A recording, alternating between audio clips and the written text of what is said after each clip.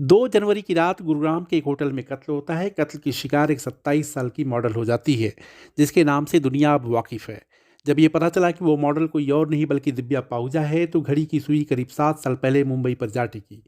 2016 में मुंबई में एक एनकाउंटर हुआ था, जिसमें हरियाणा के कुख्यात बदमाश संदीप गाडोली को गुरुग्राम पुलिस ने मार गिराया था।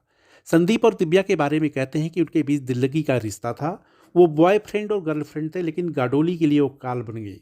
दिव्या जिस गाडोली पर जान छिड़कती थी, वो इंतकामी हसीना कैसे बन गई, यह अभी भी रहस्य की चादर से लिपटी हुई है।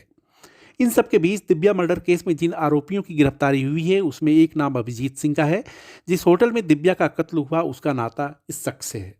पुलिस के सामने दिए बयान में अभिजीत कहता है कि दिव्या के पास उसकी प्राइवेट तस्वीरें थीं, जिसे दिखाकर वो ब्लैकमेल और पैसे की डिमांड करती थी।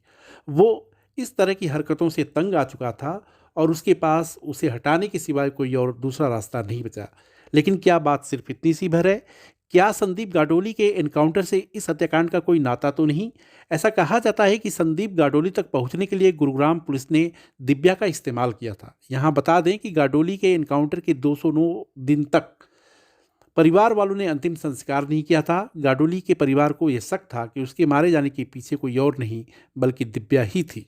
गुरुग्राम के बलदेव नगर की रहने वाली दिव्या पाहुजा का नाता एक ठीक ठाक मिडिल क्लास परिवार से था।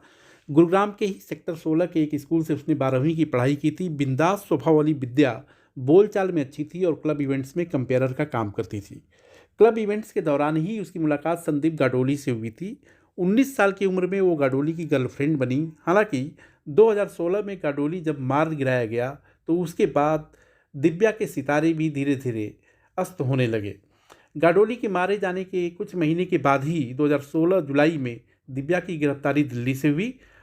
इस मामले में दिव्या की मां को भी गिरफ्तार किया गया था और करीब 7 साल तक जेल में गुजारने के बाद बॉम्बे हाई कोर्ट ने जून 2023 में जमानत दी। हालांकि अब दिव्या भी इतिहास हो चुकी है।